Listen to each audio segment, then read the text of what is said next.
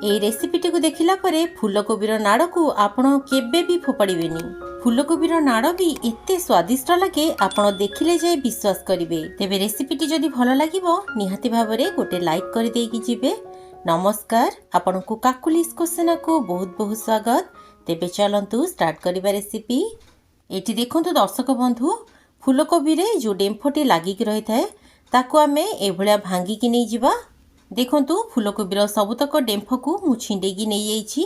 एबे आमे ए मझिर जो दंडी थाए ताको भी फोपाड़िबानी। फूलकोबीर ए दंडीटा साधारणतः टिके टाण होई थाए, तेणु आमे छुरी साहाय्य यार साइड गुडी को टिके मोटा करके चोपा छड़े दबा। किंतु ए फूलकोबीर दंडीर मझीटा बहुत सॉफ्ट होई थाए, ए सॉफ्ट पार्टटा ही हमकु दरकार। तो एठी देखंतु यार चोपा को मु छड़े नेछि। सरू सरू आलू भजा पाई आमे जेमिति आलू काटी थाउ ए दंडी को मध्य से भली भाबरे काटी नबा।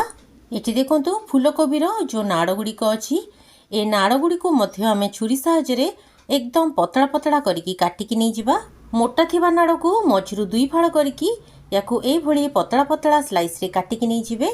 आपण भाबु थाई पारंती कि एटा तरकारी रे पकेइले जमा भी सिझिबनी, किंतु विश्वास करंतु दर्शक बंधु बहुत बढ़िया भाव में यहाँ सीझ आ खाइबा को बहुत ही स्वादिया लगे। तो ये देखो सबुतक नाड़ को मुझे भाया पतला पतला स्लाइस रे काटी नहीं जाइए। एबे आमे गोटे मीडियम साइज रो बैगण नबा। बैगण को एभलिया मझिरु दुई फाळ करि नबा। तापरे याकू टिके मोटा मोटा स्लाइस रे लंबा लंबा करिकी काटिकी नै जिबा। बैगण तरकारी रे बहुत शीघ्र मिली जाई थाए, तेणु बैगण को टिके मोटा रखिकी काटिबे। एठी देखंतु एथिरे पकेबा पई मु गोटे मीडियम साइज रो फ्रेश मूला नै जाइछि। मूलार दुई पट जाक डेम्फ को काटिकी प्रथमे आमे यार चोपा को छड़े नबा। एठी देखंतु मूलार चोपा छड़े नेला परे आमे मूलार मझिरु 3 रु 4 पीस करदबा। तापरे याकू लंबा भाबरे पतला पतला आ सरू सरू स्लाइस रे काटिकी नै जिबा। एठी मु आपनको गोटे कथा कहबी, जदि आपनको पाखरे या भितरु कोनोसी भी परिबा मिस अछि ताहले आपण से परिबा को स्किप कर जाय परिबे। एठी देखंतु ता सहित मु 10 रु 15 टा फ्रेश बीन नै जाइछि। बीन्स को मध्य आमे लंबा लंबा और छोट छोट स्लाइस रे काटिकी नै जिबा। ता सहित मु छोट खंडे कखारु नैछि। एठी देखंतु एकदम छोट खंडे कखारुर चोपा को छड़े नेला परे आमे कखारु को मध्य पतला पतला और लंबा लंबा स्लाइस रे काटिकी नबा।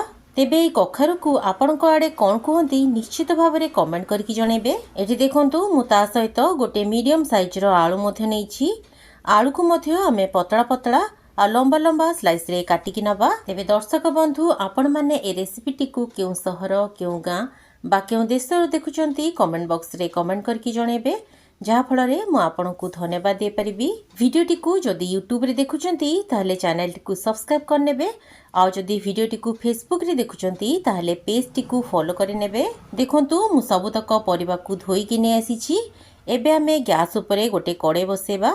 कड़े रे मु किछि सोरिष तेल दे देइछि। तेल भल भाव में गरम हो गला परे एथिरे आमे किछि बिरी बड़ी को पकेकी बढ़िया लाल हवा पर्यंत भाजिकी बाहर करदबा।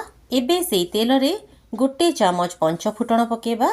पंचफुटण निश्चित भाव में पकेबे, जहा फल रे यार बास्ना बहुत ही बढ़िया आसीबो। फुटण टिके फुटी गला परे एथिरे काटिकी रखितिबा किछि कंचा लंका पकेदबा।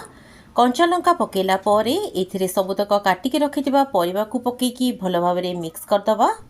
एबे आमे एथिरे लूण हळदी किछि भी पकेबानी। खोला रे प्राय पाखापाखि 5 रु 6 मिनिट पर्यंत परिबा गुडी को भल भाव में भाजी दबा। एठी देखि पारथबे आपण मु पाखापाखि परिबा को 5 रु 6 मिनिट पर्यंत भल भाव में भाजी देइछि।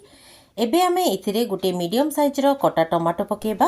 परिबा अधा अधि नई गला परे जाई एथिरे लूण आ हळदी पके नेबे। एबे आमे ए सबु को भल भाव में गोळे दबा। ए रेसिपीटी आज बनिबो पूरा पूरी बिना पियाज रसुण रे, आ खाइबा को एते स्वादिष्ट लागिबो जे आपण थरे बनेले बारंबार बनेकी खाइबा पई इच्छा करिवे। परिबा गुडीक जल्दी सिझि जिबा पई याकू घोड़े घोड़े आमे प्राय पाखापाखि 5 रु 6 मिनिट पर्यंत भाजी दबा। एठी आपण देखि पारथबे दर्शक बंधु परिबा गुडीक पाखापाखि 50 रु 60% सिझि गलानी। परिबा गुडीको एमिति खोला रे किछि समय भाजी दबा द्वारा चरचड़ीर टेस्ट बहुत ही बढ़िया आसीबो। परिबा टमाटो सबु भल भाव में भाजी गला परे एथिरे आमे पाखापाखि 2 रु 3 बड़ चामच बेसर पकेबा। खाली 2 बड़ चामच कला सोरिष को मु एठी बाटिकी नैछि। एथिरे कोनोसी भी रसुण अदा किछि भी पड़िनी। खाली 2 रु 3 बड़ चामच सोरिष बटा एथिरे पकेबे। एठी देखंतु सोरिष बटा पकेला परे आमे गैस फ्लेम को हाई रखिकी या 2 मिनिट पर्यंत टिके भाजीदबा जेमिति कि सोरिषर कंचा स्मेलटा टिके चलीजिवो। एटी देखंतु दर्शक बंधु प्राय 2-3 मिनिट पर्यंत मु परिबा सहित सोरिष को भल भाव में भाजी देइछि। तेबे चलंतु परिबा गुड़िक सिझिछि ना नाई चेक करि नबा। एटी देखंतु सबुतक परिबा पाखापाखी 70 ରୁ 80% सिझी गलानी। एबे आमे ए परिबारे अध कप पाखापाखी गरम पानी देदबा। तेबे दर्शक बंधु जदि आपण मो चैनल नुआ अछंती आ एपर्यंत चैनल टी को सब्सक्राइब करनांती ताले प्लीज चैनल टी को सब्सक्राइब करबा सहित पाखरे थिबा बेल बटन टी को प्रेस करनेबे जहा फଳରେ मु अपलोड करथुबा सबु वीडियो रा नोटिफिकेशन आपण सर्व प्रथमे पाइबे। परिबारे हल्का पानी दबा द्वारा परिबा गुड़िक बहुत जल्दी आ भल भाव में सिझीजिवो। एबे आमे इथिरे आगुरु भाजिक रखिथिबा बड़ी को ऐड करबा। ता सहित ए चड़चड़ीर स्वाद टी को बैलेंस करिया पे इथिरे हाफ चमच चीनी पकेबा। ए चड़चड़ी रे बड़ी आमको पूरा गोटा गोटा रहिबा दरकार नै, टिके भंगा भंगा होइके रहिले खाइबा को बहुत ही बढ़िया लागिवो। सेति पई मु बड़ी को आगो ऐड कर देली। एबे आमे याकू कवर कर दबा आउ एकदम लो आंच रे प्राय 5 ରୁ 7 मिनिट पर्यंत सिझिबा पई छाड़िबा। तो एटी देखंतु दर्शक बंधु 5 ରୁ 7 मिनिट परे मु कवर खोलुची। आर कंसिस्टेंसी आपण देखि पड़थुबे। एटी देखंतु ए चड़चड़ीटी एमती लटपटिया रहिले ही खाइबा को बहुत ही बढ़िया लागिवो। एबे आमे फाइनली यार बास्नाटी को बढ़िया पे इतरे किछि कटा धनिया पत्र पकेबा। कटा धनिया पत्र जमा भी स्किप करिवेनी, निश्चित भाव में ऐड करिवे। कटा धनिया पत्र रो बास्ना ही यार टेस्ट को पूरा द्विगुणित कर दबो। एटी देखंतु ए सब को हमें भल भाव में गोळे दबा आ गैस रो फ्लेम को बंद कर दबा। फूलकोबी नाड़र चड़चड़ी खाइबा पई रेडी। गरम गरम भात सहित निश्चित भाव में थरे खाइकी देखंतु। आशा करूछि आपनकु रेसिपीटी निहाती भाव में भल लागिवो। तेबे पुणी देखा हबा आ गोटे नुआ रेसिपी रे। से पर्यंत रहिली, धन्यवाद।